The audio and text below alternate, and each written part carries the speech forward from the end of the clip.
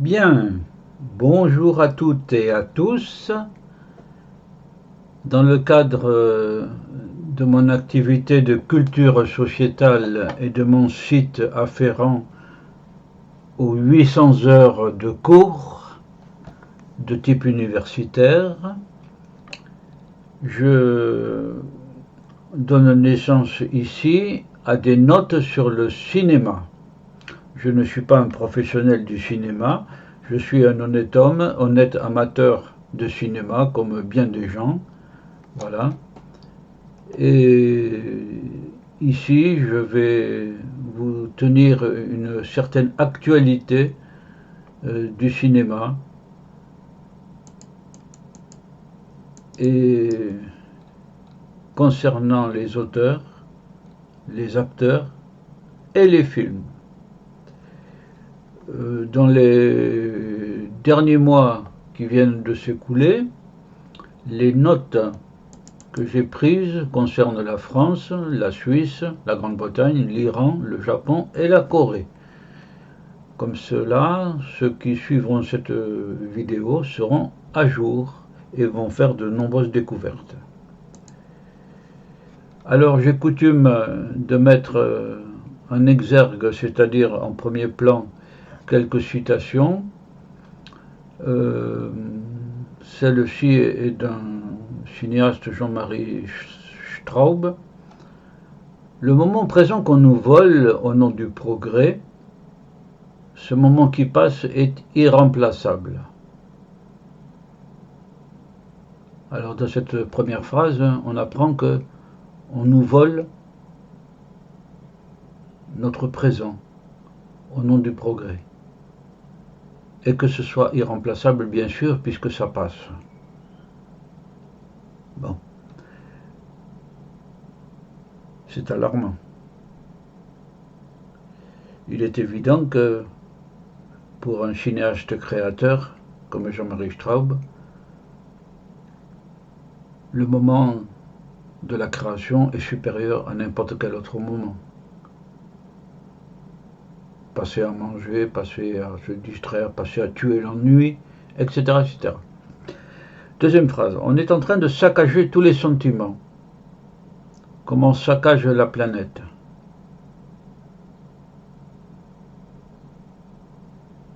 Et le prix qu'on demande aux gens pour le progrès et le bien-être est beaucoup trop élevé. Il est sans justification.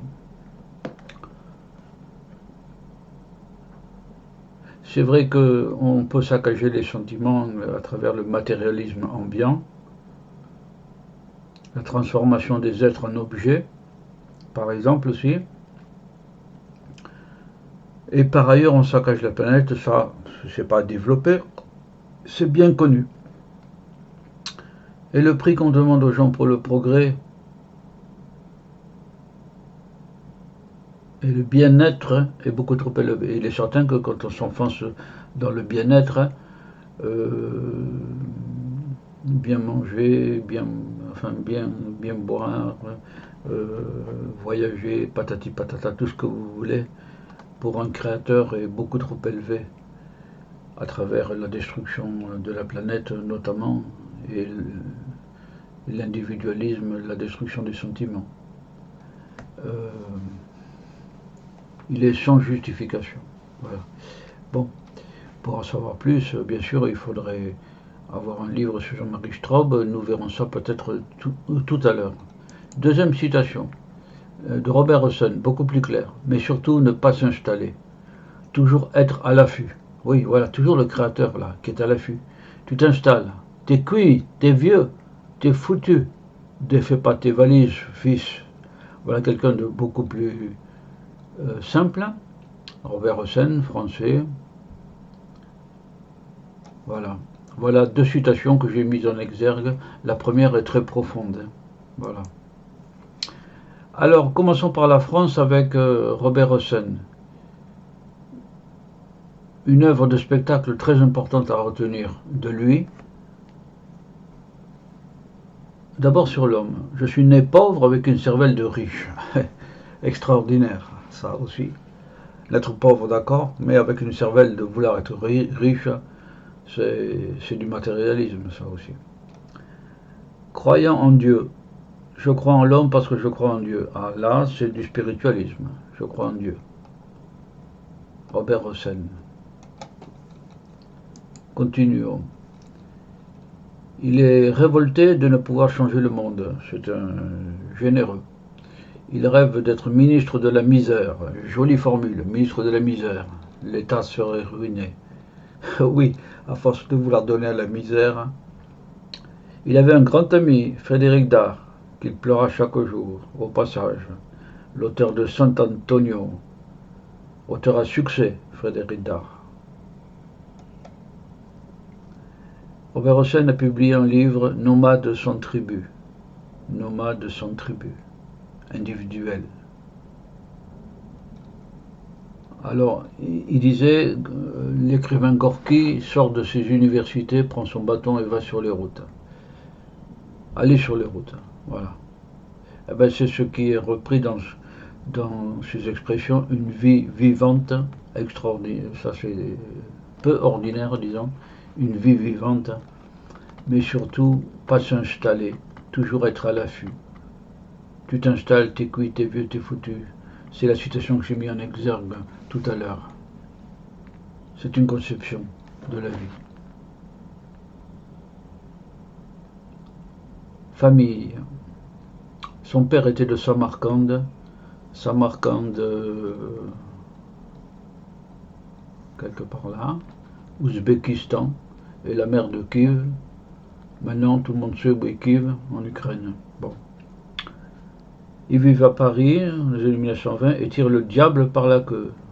Ça veut dire qu'ils sont dans la misère. J'en ai profité pour glisser une notion culturelle. Le diable par la queue, c'est un film rigolo, pittoresque, amusant, avec Yves Montand.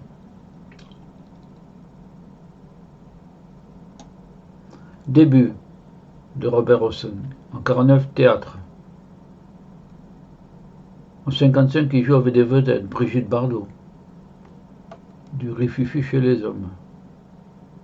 En 1961, il joue avec Sophia Loren, dans Madame sans gêne. Madame sans gêne. Madame sans gêne, c'est, d'après mes souvenirs, une Alsacienne de Neuf-Brisac qui avait parlé à Napoléon, qui était sur son cheval, en l'apostrophant comme si c'était son copain, quoi. Voilà.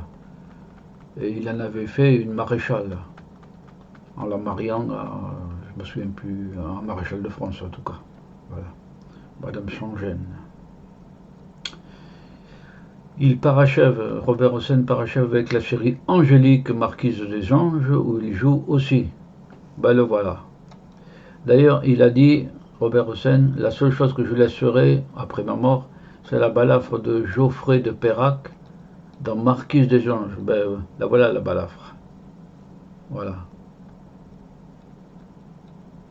Angélique, Marquise des Anges. En plusieurs volumes, pour ceux qui aiment lire, se plonger dans un autre univers pendant plusieurs mois. C'est tout à fait admissible. Robert Hossein a fait des films. Alors, j'ai trouvé les images sur le net que j'ai mises ici. Toi, le venin, le vampire du Faldover, Paul Guéry, le Lucie la vertu, les grands chemins, la musica, avec Catherine Duras. Voilà. Évidemment, tous ces films sont à revoir, hein, chacun selon ses goûts, hein. Voilà.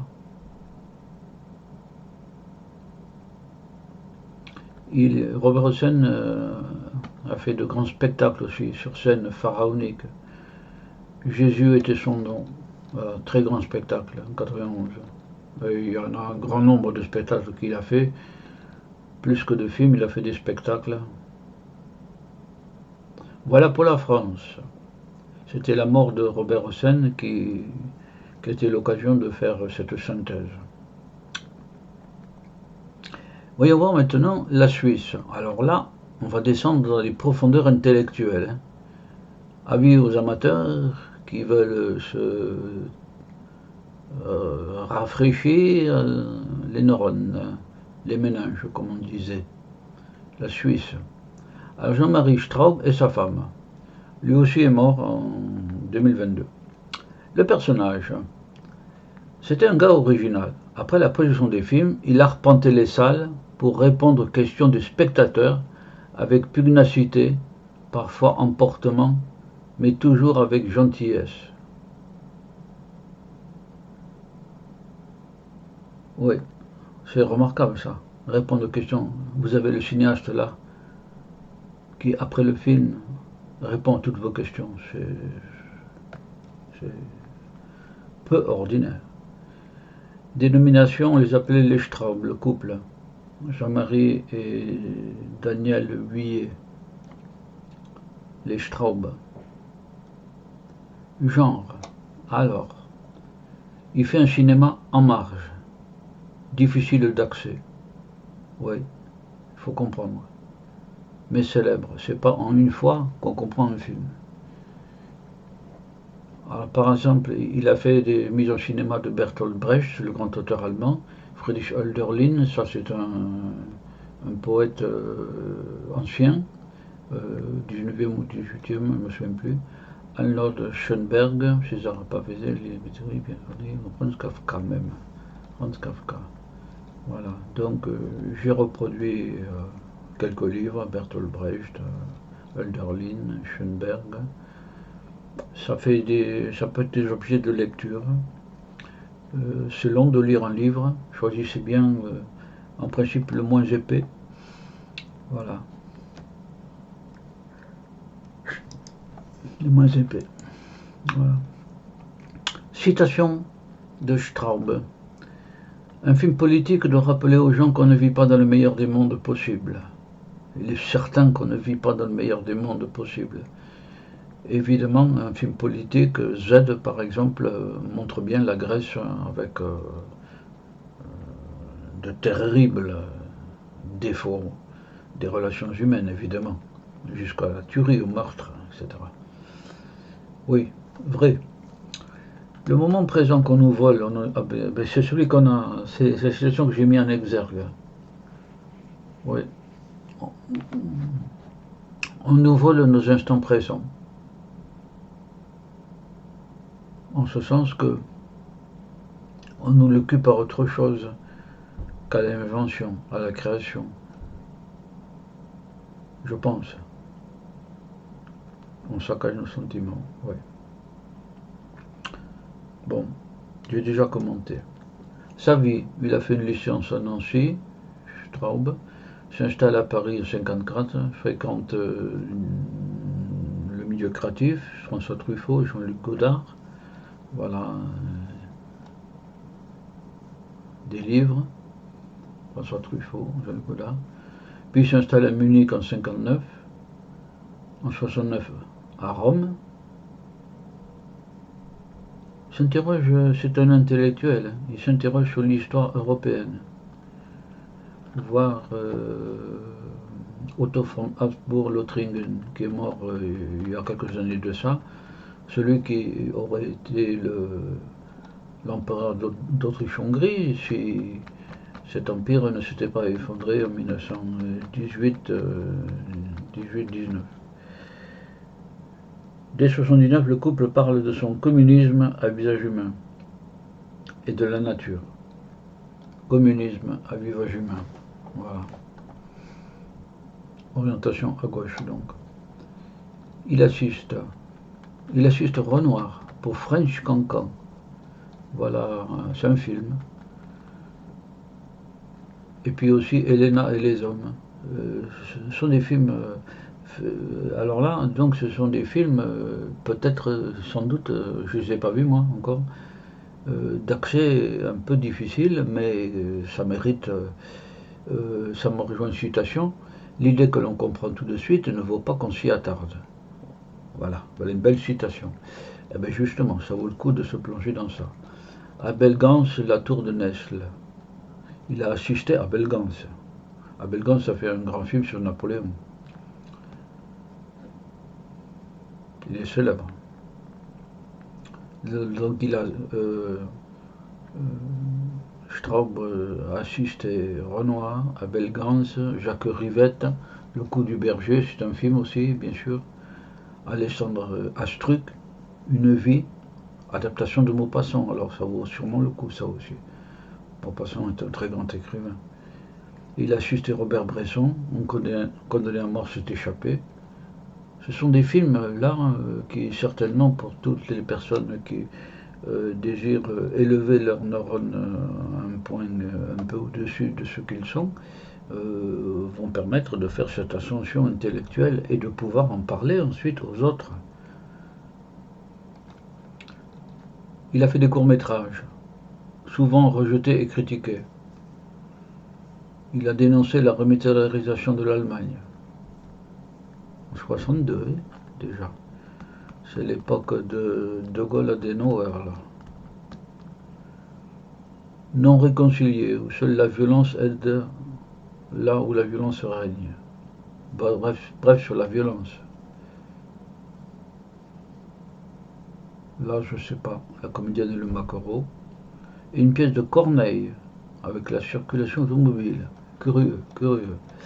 Alors bien sûr, il y a de nombreuses commémorations pour Jean-Marie Straub et Daniel Huillet, des rétrospectives de leurs films de 62, 76, 68, 70. On a l'art mérite cela. Il a fait des longs métrages, Leçon d'histoire. Un acteur se promène à Rome, il discute avec des personnages antiques, ça doit être remarquable. Leçon d'histoire. Original comme idée. Vous rencontrez Néron à Rome, vous parlez avec lui. Moïse et Aaron, rapport du peuple avec les dirigeants. Étonnant ça aussi. Et puis de la dialectique comme Kant, c'est Kant, Emmanuel Kant, qui a inventé la dialectique. Je vous rappelle que l'un des principes de la dialectique, c'est de résoudre les problèmes entre deux contraires, entre le oui et le non par exemple. Trop tôt, trop tard. Ça mériterait tout ça, ça méritera d'être approfondi. Il a fait des œuvres lyriques aussi. Alors la source de ces affirmations, c'est un dialogue avec Leco. Voilà, c'est un livre de l'écrivain italien Cesare Pavese. Voilà. On navigue dans l'intellectualisme là. Hein. Film de la nuée à la résistance. Et puis ces rencontres avec eux. C'est sûrement tout ça à approfondir. Hein. Voilà, pour en reparler. Si jamais je sens que je vais basculer moi aussi. Film adapté, il a adapté des films à partir de l'écrivain ancien Hölderlin, La mort d'Empédocle, et un post-scriptum Noir Péché. Je ne peux pas vous en parler, je ne le connais pas. Film adapté aussi de Elio Vittorini. Désolé, mais je ne connais pas non plus. Ouvrier paysan. Le retour du fils prodigue humilié. Ça doit être intéressant, ça. Le fils prodigue humilié. Je ne sais pas pourquoi il y a un S à S. Humilié, bon. Et puis deux films exceptionnels. America, Rapport de classe. Ben celui-là, je crois l'avoir vu et il me semble bien. Et il est remarquable. Tiré de Franz Kafka. America, America. À moins que je me trompe avec un autre film. America, America. Il me semble bien même qu'il y avait Aznavour, le chanteur Aznavour, qui jouait dans ce film. Ensuite, Sicilia. Alors, c'est très simple l'image là. La conversation sur le pas de porte. 99, c'est récent. On voit sur ce film le documentaire de Pedra Costa, Où gît votre sourire enfoui. Et il y a de quoi approfondir partout. Hein. Sur les méthodes du couple pour créer avec humour. Les méthodes du couple Straub pour créer avec humour. Un jour, malheureusement, son épouse est morte, Daniel, et Jean-Marie a continué à produire, notamment Communisten, compilation d'œuvres antérieures. Et le film a été primé. Festival de Nice ou de Venise, je sais pas. Voilà. Mais il a été primé. C'était Straub et c'était un très grand cinéaste intellectuel. Histoire. Il a fait. Alors il y a des notes. Il y a des notes dans cet article d'un spécialiste du cinéma aussi, dont Histoire à Jean Grémillon. Jean Grémillon, voilà, Jean Grémillon, voilà, cinéaste Remorque, ben c'est ce film-là, avec Jean Gabin. Lumière d'été, ben c'est celui-ci. Et Le ciel est à vous en 43. 41, 42, 43, Jean Grémillon. Pour les grands amateurs de cinéma, tout ça c'est à découvrir. Histoire Jean Renoir, la partie de campagne, celui-là est connu. Enfin, celui-là, je l'ai vu une fois. Voilà. Histoire Robert Bresson, Les Dames du Bois de Boulogne. Voilà. Ceci pour la Suisse qui nous a entraînés loin. La Grande-Bretagne, nous la verrons après. Comme ça fait une vidéo de 20 minutes à peu près. Voilà. Au demeurant, vous pouvez vous arrêter encore de vidéos, bien sûr, et voir quand vous en avez le temps, petit à petit, parce qu'il y a beaucoup d'informations là. Hein, voilà. Chaque information peut enrichir, j'aime pas ce mot-là, mais enrichir, il faudrait un autre mot, enrichir votre vie. Voilà. Eh bien, je vous dis au revoir à toutes et à tous, et à la suite de cette vidéo d'actualité sur le cinéma. Au revoir à toutes et à tous.